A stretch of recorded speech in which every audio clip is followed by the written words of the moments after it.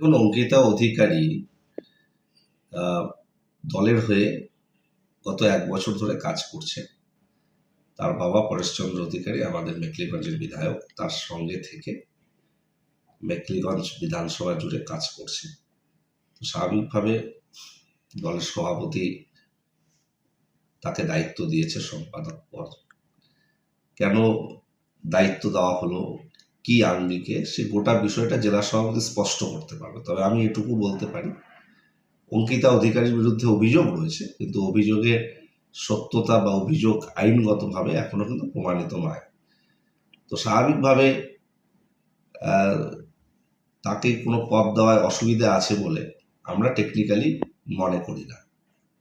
আরেকটি কথা, যে দুর্নীতির কথা বলছে যে অঙ্কিতা অধিকারী দুর্নীতিগ্রস্ত, তার বাবাও দুর্নীতিগ্রস্ত, তারাই পদ পাচ্ছে বা তারাই নেতৃত্ব দিচ্ছে,